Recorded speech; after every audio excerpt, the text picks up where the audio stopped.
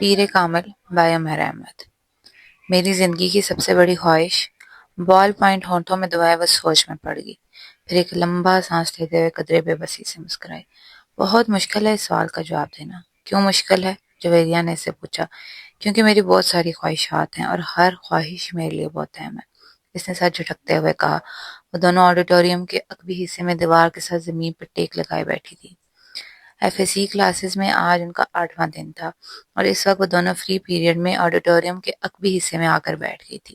نمکین مونگ پھلی کے دانوں کو ایک ایک کر کے کھاتے ہوئے جویریہ نے اس سے پوچھا، تمہاری زندگی کی سب سے بڑی خواہش کیا ہے ماما؟ ماما نے قدرے حیرانی سے اسے دیکھا اور سوچ میں پڑ گئی۔ پہلے تم بتاؤ تمہاری زندگی کی سب سے بڑی خواہش کیا ہے؟ ماما نے جواب دینے کے بجائے الٹا سوال کر دیا۔ پہلے میں نے پوچھا ہے، تم پہلے جواب دو۔ جویریہ نے گردن ہلائی۔ اچھا ٹھیک ہے، مجھے اور سوچنے دو۔ ماما نے فوراً ہار مانتے ہوئے کہا، میری زندگی کی سب سے بڑی خواہش، وہ بڑبڑائی، ایک خواہش تو یہ ہے کہ میری زندگی بہت لمبی ہو۔ اس نے کہا، کیوں؟ جویریہ ہنسی۔ بس 50-60 سال کی زندگی مجھے بہت چھوٹی لگتی ہے، کم سے کم 100 سال تو ملنے چاہیے انسان کو دنیا میں، اور پھر میں اتنا سب کچھ کرنا چاہتی ہوں، اگر جلدی مر جاؤں گی تو پھر میری زندگی کی ساری خواہشات ادھوری رہ جائیں گی۔ اس نے مونگ پھلی کا ایک دانہ منہ میں ڈالتے ہوئے کہا، اچھا اور؟ جویریہ نے کہا، اور یہ کہ میں ملک کی سب سے بڑی ڈاکٹر بننا چاہتی ہوں، سب سے اچھی آئی اسپیشلسٹ۔ میں چاہتی ہوں جب پاکستان میں آئی سرجری کی تاریخ لکھی جائے تو اس میں میرا نام ٹاپ آف دی لسٹ ہو۔ اس نے مسکراتے ہوئے آسمان کو دیکھا۔ اچھا اور اگر کبھی تم ڈاکٹر نہ بن سکیں تو؟ جویریہ نے کہا، آخر یہ میرٹ اور قسمت کی بات ہے، ایسا ممکن ہی نہیں، میں نے اتنی محنت کر رہی ہوں، میرٹ پر ہر صورت آؤں گی، پھر میرے والدین کے پاس اتنا پیسہ ہے کہ میں اگر یہاں کسی میڈیکل کالج میں نہ جا سکی تو وہ مجھے بیرون ملک بھجوا دیں گے۔ پھر بھی اگر کبھی ایسا ہوا کہ تم ڈاکٹر نہ بن سکو تو؟ ہو ہی نہیں سکتا، یہ میری زندگی کی سب سے بڑی خواہش ہے، میں اس پروفیشن کے لیے سب کچھ چھوڑ سکتی ہوں، یہ میرا خواب ہے، اور خوابوں کو بھلا کیسے چھوڑا جا یا بلایا جا سکتا ہے؟ امپاسبل۔ ماما نے قطعی انداز میں سر ہلاتے ہوئے ہتھیلی پر رکھے ہوئے دانوں میں سے ایک اور دانہ منہ میں ڈالا۔ زندگی میں کچھ بھی ناممکن نہیں ہو سکتا، کبھی بھی کچھ بھی ہو سکتا ہے۔ فرض کرو کہ تم ڈاکٹر نہ بن پاتی تو پھر کیا کرو گی؟ کیسے ریئیکٹ کرو گی؟ ماما اب سوچ میں پڑ گئی۔ پہلے تو میں بہت روؤں گی، بہت ہی زیادہ، کئی دن، اور پھر میں مر جاؤں گی۔ جویریہ بے اختیار ہنسی۔ اور ابھی کچھ دیر پہلے تم کہہ رہی تھی کہ تم لمبی زندگی چاہتی ہو، اور ابھی تم کہہ رہی ہو کہ تم مر جاؤ گی۔ ہاں تو پھر زندہ رہ کر کیا کروں گی؟ سارے پلانز ہی میرے میڈیکل کے حوالے سے ہیں، اور یہ چیز زندگی سے نکل گئی تو پھر باقی کیا رہ گیا؟ یعنی تمہاری ایک بڑی خواہش تمہاری دوسری بڑی خواہش کو ختم کر دے گی؟ تم یہی سمجھ لو۔ تو پھر اس کا مطلب تو یہی ہوا کہ تمہاری سب سے بڑی خواہش ڈاکٹر بننا ہے، لمبی زندگی پانا نہیں۔ ہاں تم کہہ سکتی ہو۔ اچھا اگر تم ڈاکٹر نہ بن سکی تو پھر مرو گی کیسے؟ خودکشی کرو گی یا طبی موت؟ جویریہ نے بڑی دلچسپی سے پوچھا۔ طبی موت ہی مروں گی، خودکشی تو کر ہی نہیں سکتی، ماما نے لاپرواہی سے کہا۔ اور اگر تمہیں طبی موت نہ سکی تو؟ میرا مطلب ہے جل نہ آئی تو پھر تم ڈاکٹر نہ بننے کے باوجود بھی لمبی زندگی گزارو گی؟ نہیں، مجھے پتا ہے اگر میں ڈاکٹر نہ بنی تو پھر میں بہت جلد مر جاؤں گی، مجھے اتنا دکھ ہوگا کہ میں تو زندہ رہ ہی نہیں سکوں گی، وہ یقین کے ساتھ بولی۔ تم جس قدر خوش مزاج ہو، میں کبھی یقین نہیں کر سکتی کہ تم کبھی اتنی دکھی ہو سکتی ہو کہ رو رو کر مر جاؤ، اور وہ بھی صرف اس لیے کہ تم ڈاکٹر نہیں بن سکی۔ لک فنی، جویریہ نے اس بار اس کا مذاق اڑانے کی والے انداز میں کہا۔ تم اب میری بات چھوڑو، اپنی بات کرو، تمہاری زندگی کی سب سے بڑی خواہش کیا ہے؟ ماما نے موضوع بدلتے ہوئے کہا۔ رہنے دو۔ کیوں رہنے دوں؟ بتاؤ نا، تمہیں برا لگے گا، جویریہ نے کچھ ہچکچاتے ہوئے کہا۔ ماما نے گردن موڑ کر حیرانی سے اسے دیکھا۔ مجھے کیوں برا لگے گا؟ جویریہ خاموش رہی۔ ایسی کیا بات ہے جو مجھے بری لگے گی؟ ماما نے اپنا سوال دہرایا۔ بری لگے گی، جویریہ نے مدھم آواز میں کہا، آخر تمہاری زندگی کی سب سے بڑی خواہش کا میری زندگی سے کیا تعلق ہے؟ میں اس پر برا مانوں گی؟ ماما نے اب اس پر قدرے الجھے ہوئے انداز میں پوچھا۔ کہیں تمہاری یہ خواہش تو نہیں کہ میں ڈاکٹر نہ بنوں؟ ماما کو اچانک یاد آیا۔ جویریہ ہنسی۔ نہیں، زندگی میں صرف ایک ڈاکٹر بن جانے سے کہیں زیادہ اہمیت کی حامل ہوتی ہیں، اس نے کچھ فلسفانہ انداز میں کہا۔ پہیلیاں بجوانا چھوڑ دو اور مجھے بتاؤ، ماما نے کہا۔ میں وعدہ کرتی ہوں کہ میں برا نہیں مانوں گی، ماما نے اپنا ہاتھ اس کی طرف بڑھاتے ہوئے کہا۔ وعدے کرنے کے باوجود میری بات سننے پر بری طرح ناراض ہوگی، بہتر ہے ہم کچھ اور بات کریں۔ جویریہ نے کہا، اچھا میں اندازہ لگاتی ہوں تمہاری خواہش کا تعلق ہمارے لیے کسی بہت اہم چیز سے ہے، رائٹ؟ ماما نے کچھ سوچتے ہوئے کہا۔ جویریہ نے سر ہلایا۔ اب سوال یہ پیدا ہوتا ہے کہ میرے لیے کون سی چیز اتنی اہم ہو سکتی ہے کہ وہ بات کرتے کرتے رک گئی، مگر جب تک تمہاری خواہش کی نوعیت نہیں جان لیتی میں کچھ بھی اندازہ نہیں کر سکتی۔ بتا دو جویریہ پلیز، اب تو مجھے بہت ہی زیادہ تجسس ہو رہا ہے، اس نے منت کی۔ وہ کچھ دیر سوچتی رہی۔ ماما غور سے اس کا چہرہ دیکھتی رہی۔ کچھ دیر کی خاموشی کے بعد جویریہ نے سر اٹھا کر ماما کو دیکھا۔ میرے پروفیشن کے علاوہ میری زندگی میں فی الحال جن چیزوں کی اہمیت ہے وہ صرف ایک ہی ہے۔ اگر تم اس کے حوالے سے کچھ کہنا چاہتی ہو تو کہو، میں برا نہیں مانوں گی، ماما نے سنجیدگی سے کہا۔ جویریہ نے قدرے چونک کر اسے دیکھا۔ وہ اپنے ہاتھوں میں موجود ایک انگوٹھی کو دیکھ رہی تھی۔ جویریہ مسکرائی۔ میری زندگی کی سب سے بڑی خواہش یہ ہے کہ تم، جویریہ نے اسے اپنی خواہش بتائی۔ ماما کا چہرہ ایک دم سفید پڑ گیا۔ وہ شاک تھی یا حیرت زدہ، جویریہ اندازہ نہیں کر سکی، مگر اس کے چہرے کے تاثرات یہ ضرور بتا رہے تھے کہ جویریہ کے منہ سے نکلنے والے جملے اس کے ہر اندازے کے برعکس تھے۔ میں نے تم سے کہا تھا نا تم برا مانو گی، جویریہ نے جیسے صفائی پیش کرنے کی کوشش کی، مگر ماما کچھ کہے بغیر اسے دیکھتی رہی۔ معیز حلق کے بل چلاتا ہوا درد سے دورہ ہو گیا۔ اس کے دونوں ہاتھ اپنے پیٹ پر تھے۔ اس کے سامنے کھڑے 12 سالہ لڑکے نے اپنی پھٹی ہوئی ٹی شرٹ کی آستین سے اپنی ناک سے بہتا ہوا خون صاف کیا۔ ہاتھ میں پکڑے ہوئے ٹینس ریکٹ کو ایک بار پھر پوری قوت سے معیز کے ٹانگ پر دے مارا۔ معیز کے حلق سے ایک بار پھر چیخ نکلی اور اس پر سیدھا ہو گیا۔ کچھ بے یقینی کے عالم میں اس نے خود سے 2 سال چھوٹے بھائی کو دیکھا جو اب بغیر کسی لحاظ اور مروت کے اسے اس کے ریکٹ سے پیٹ رہا تھا، جو معیز کچھ دیر پہلے اسے پیٹنے کے لیے لے کر آیا تھا۔ اس ہفتے میں ان دونوں کے درمیان ہونے والا یہ تیسرا جھگڑا تھا اور تینوں بار جھگڑا شروع کرنے والا اس کا چھوٹا بھائی تھا۔ معیز اور اس کے تعلقات ہمیشہ ہی ناگوار رہے تھے۔ ان کا جھگڑا بچپن سے لے کے اب سے کچھ پہلے تک صرف زبانی کلامی باتوں اور دھمکیوں تک ہی محدود رہتا تھا، مگر اب کچھ عرصے سے وہ دونوں ہاتھا پائی پر بھی اتر آئے تھے۔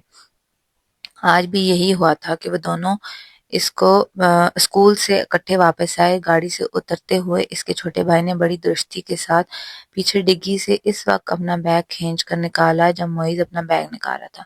بیگ کھینچتے ہوئے معیز کے ہاتھ کو بری طرح رگڑائی۔ معیز بری طرح سے تلملایا۔ تم اندھے ہو چکے ہو۔ وہ اطمینان سے اپنے بیگ اٹھائے بے نیازی سے اندر جا رہا تھا۔ معیز کے چلانے پر اس نے پلٹ کر اسے دیکھا اور لاؤنج کا دروازہ کھول کر اندر چلا گیا۔ معیز کے تن بدن میں جیسے آگ لگ گئی۔ وہ تیز قدموں سے اس کے پیچھے اندر چلا آیا۔ اگر دوبارہ تم نے ایسی حرکت کی تو میں تمہارے ہاتھ توڑ دوں گا۔ اس کے قریب پہنچتے ہوئے معیز ایک بار پھر دھاڑا۔ اس نے بیگ کندھے سے اتار کر نیچے رکھ دیا، دونوں ہاتھ کمر پہ رکھ کر کھڑا ہو گیا۔ نکالوں گا، تم کیا کرو گے؟ ہاتھ توڑو گے؟ اتنی ہمت ہے؟ یہ میں تمہیں اس وقت بتاؤں گا جب تم دوبارہ یہ حرکت کرو گے۔ معیز اپنے کمرے کی طرف بڑھا، مگر اس کے بھائی نے پوری قوت سے اس کا بیگ کھینچتے ہوئے اسے روکنے پر مجبور کر دیا۔ تمہیں نہیں تو مجھے ابھی بتاؤ۔ اس نے معیز کا بیگ اٹھا کر دور پھینک دیا۔ معیز کا چہرہ سرخ ہو گیا۔ اس نے زمین پر پڑا ہوا اپنے بھائی کا بیگ اٹھا کر دور اچھال دیا۔ ایک لمحے کے انتظار کیے بغیر اس کے بھائی نے پوری قوت سے معیز کی ٹانگ پر ٹھوکر ماری۔ جواباً اس نے پوری قوت سے چھوٹے بھائی کے منہ پر مکہ مارا جو اس کی ناک پر لگا۔ اگلے ہی لمحے اس کی ناک سے خون ٹپکنے لگا۔ اتنے شدید حملے کے باوجود اس کے حلق سے کوئی آواز نہیں نکلی تھی۔ اس نے معیز کی ٹائی کھینچتے ہوئے اس کا گلا دبانے کی کوشش کی۔ معیز نے جواباً اس کی شرٹ کو کالر سے کھینچا اور اس کی شرٹ پھٹنے کی آواز آئی۔ اس نے پوری قوت سے اپنے چھوٹے بھائی کے پیٹ میں مکہ مارا۔ اس کے بھائی کے ہاتھ سے اس کی ٹائی نکل گئی۔ ٹھہرو، میں تمہیں اب تمہارا ہاتھ توڑ کر دکھاتا ہوں۔ معیز نے اسے گالیاں دیتے ہوئے لاؤنج کے کونے میں پڑے ہوئے ایک ریکٹ کو اٹھا لیا اور اپنے چھوٹے بھائی کو مارنے کی کوشش کی، مگر اگلے ہی لمحے ریکٹ اس کے بھائی کے ہاتھ میں تھا۔ اس نے پوری قوت سے گھما کر اتنی برق رفتاری کے ساتھ اس ریکٹ کو معیز کے پیٹ پہ مارا کہ وہ سنبھل یا خود کو بچا بھی نہ سکا۔ اس نے یکے بعد دیگرے اس کی کمر اور ٹانگ پر ریکٹ برسا دی۔ اندر سے ان دونوں کا بڑا بھائی اشتعال کے عالم میں باہر لاؤنج میں آ گیا۔ کیا تکلیف ہے تم دونوں کو؟ گھر میں آتے ہی ہنگامہ شروع کر دیتے ہو۔ اس کو دیکھتے ہی چھوٹے بھائی نے اٹھا ہوا ریکٹ نیچے کر لیا۔ اور تمہیں شرم نہیں آتی اپنے سے بڑے بھائی کو مارتے ہوئے؟ اس کی نظر اب اس کے ہاتھ میں پکڑے ریکٹ پر گئی۔ نہیں آتی، اس نے بڑی ڈٹائی کے ساتھ کہتے ہوئے ریکٹ ایک طرف اچھال دیا۔ اور بڑی بے خوفی سے کچھ فاصلے پہ پڑا ہوا اپنے بیگ اٹھا کر اندر جانے لگا۔ معیز نے بلند آواز میں سیڑھیاں چڑھتے ہوئے اپنے چھوٹے بھائی سے کہا، تم کو اس کا خمیازہ بھگتنا پڑے گا۔ وہ ابھی تک اپنی ٹانگ سے ہلا رہا تھا۔ شور، وائی ناٹ، ہاں کیوں نہیں؟ ایک عجیب سی مسکراہٹ کے ساتھ سیڑھیوں کے آخری سرے پر رک کر اس نے معیز سے کہا، اگلی بار تم بیٹ لے کر آنا۔ ٹینس ریکٹ سے کچھ مزہ نہیں آیا، تمہاری کوئی ہڈی نہیں ٹوٹی۔ معیز کو اشتعال آ گیا، تم اپنی ناک سنبھالو، وہ یقیناً ٹوٹ گئی ہے۔ معیز غصے کے عالم میں سیڑھیوں کو دیکھتا رہا جہاں کچھ دیر پہلے وہ کھڑا تھا۔ مسز سمانتھا رچرڈز نے دوسری رو میں کھڑکی کے ساتھ پہلی کرسی پہ بیٹھے ہوئے اس لڑکے کو چوتھی بار گھورا۔ وہ اس وقت بھی بڑی بے نیازی سے کھڑکی سے باہر دیکھنے میں مصروف تھا۔ وقتاً فوقتاً وہ باہر سے نظریں ہٹاتا، ایک نظر مسز سمانتھا کو دیکھتا، اس کے بعد پھر اسی طرح باہر جھانکنے لگتا۔ اسلام آباد سے ایک غیر ملکی اسکول میں وہ آج پہلے دن اس کلاس کی بیولوجی پڑھانے کے لیے آئی تھی۔ وہ ایک ڈپلومیٹ کی بیوی تھیں اور کچھ دن پہلے ہی اسلام آباد اپنے شوہر کے ساتھ آئی تھی۔ ٹیچنگ ان کا پروفیشن تھا اور جس ملک میں ان کے شوہر کی پوسٹنگ ہوئی وہ وہیں سفارت خانہ سے منسلک اسکولز میں پڑھاتی رہیں۔ اپنے سے پہلے بیولوجی پڑھانے والی ٹیچر مسز میرین کی اسکیم آف ورک کو ہی جاری رکھتے ہوئے انہوں نے کلاس کے ساتھ کچھ ابتدائی تعارف اور گفتگو کے بعد دل اور نظام دوران کی خون کی ڈایاگرام رائٹنگ بورڈ پر بناتے ہوئے اسے سمجھانا شروع کیا۔ ڈایاگرام کی وضاحت کرتے ہوئے انہوں نے اس لڑکے کو کھڑکی سے باہر جھانکتے ہوئے دیکھا۔ پرانی تکنیک کا استعمال کرتے ہوئے اپنی نظریں اس لڑکے پر مرکوز رکھتے ہوئے انہوں نے اچانک بولنا بند کر دیا۔ کلاس میں یکدم خاموشی چھا گئی۔ اس لڑکے نے سر گھما کر اندر دیکھا۔ مسز سمانتھا رچرڈ نے اس کی نظریں ملی۔ مسز سمانتھا مسکرائی اور ایک بار پھر انہوں نے اپنا لیکچر شروع کر دیا۔ کچھ دیر تک انہوں نے اسی طرح بولتے ہوئے اپنی نظریں اس لڑکے پر رکھی جو اب اپنے سامنے پڑی نوٹ بک پر کچھ لکھنے میں مصروف تھا۔ اس کے بعد مسز سمانتھا نے اپنی توجہ کلاس میں موجود دوسرے اسٹوڈنٹس پر مرکوز کر لی۔ ان کا خیال تھا وہ خاصا شرمندہ ہو چکا ہے، دوبارہ باہر نہیں دیکھے گا، مگر صرف 2 منٹ کے بعد انہوں نے اسے ایک بار پھر کھڑکی سے باہر متوجہ دیکھا۔ ایک بار پھر بولتے بولتے خاموش ہو گئی۔ بلا توقف اس لڑکے نے گردن موڑ کر پھر ان کی طرف دیکھا۔ اس بار مسز سمانتھا مسکرائی نہیں بلکہ قدرے سنجیدگی سے اسے دیکھتے ہوئے ایک بار پھر لیکچر دینا شروع کر دیا۔ چند لمحے گزرنے کے بعد انہوں نے رائٹنگ بورڈ کو دیکھنے کے بعد دوبارہ اس لڑکے کو دیکھا۔ وہ ایک بار پھر کھڑکی سے باہر کچھ دیکھنے میں مصروف تھا۔ اس بار غیر محسوس طریقے طور پر ان کے چہرے پر کچھ ناراضی نمودار ہوئی اور وہ کچھ جھنجھلاتے ہوئے خاموش ہوئی۔ ان کے خاموش ہوتے ہی اس لڑکے نے کھڑکی کے باہر سے اپنی نظریں ہٹا کر ان کی طرف دیکھا۔ اس بار اس لڑکے کے ماتھے پر بھی کچھ شکنیں تھیں۔ ایک نظر مسز سمانتھا کو ناگواری سے دیکھ کر وہ ایک بار پھر کھڑکی سے باہر دیکھنے لگا۔ اس کا انداز اس قدر توہین آمیز تھا کہ مسز سمانتھا رچرڈز کا چہرہ سرخ ہو گیا۔ سالار، تم کیا دیکھ رہے ہو؟ انہوں نے سختی سے پوچھا۔ نتھنگ، ایک لفظی جواب آیا۔ اب وہ چپتی ہوئی نظروں سے انہیں دیکھ رہا تھا۔ تمہیں پتہ ہے میں کیا پڑھا رہی ہوں؟ ہوپ سو، اس نے اتنے روڈ انداز میں کہا کہ سمانتھا رچرڈز نے یکدم ہاتھ میں پکڑا ہوا مار کر کیپ سے بند کر کے ٹیبل پر پھینک دیا۔ یہ بات ہے تو پھر یہاں آؤ اور یہ ڈایاگرام بنا کر اس کو لیبل کرو۔ انہوں نے اسفنج کے ساتھ رائٹنگ بورڈ کو صاف کرتے ہوئے کہا۔ یہ کے بعد دیگرے لڑکے کے چہرے پر کئی رنگ آئے۔ انہوں نے کلاس میں بیٹھے ہوئے اسٹوڈنٹس کو آپس میں نظروں کا تبادلہ کرتے دیکھا۔ وہ لڑکا اب سرد نظروں سے مسز سمانتھا رچرڈز کو دیکھ رہا تھا۔ جیسے ہی انہوں نے رائٹنگ بورڈ سے آخری نشان صاف کیا وہ کرسی سے ایک جھٹکے کے ساتھ اٹھا۔ تیزی سے قدموں کے ساتھ اس نے ٹیبل پر پڑا ہوا مارکر اٹھایا اور برق رفتاری کے ساتھ رائٹنگ بورڈ پر ڈایاگرام بنانے لگا۔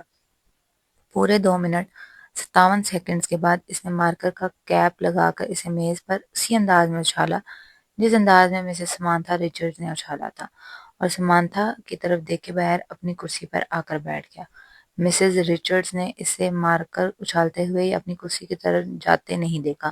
وہ بے یقینی کے عالم میں رائٹنگ بورڈ پر 3 منٹ سے بھی کم عرصے میں بنائے جانے والی اس لیبل ڈائیگرام کو دیکھ رہی تھی جسے بنانے میں انہوں نے 10 منٹ لیے تھے، اور وہ ان کی ڈائیگرام سے بہت زیادہ اچھی تھی۔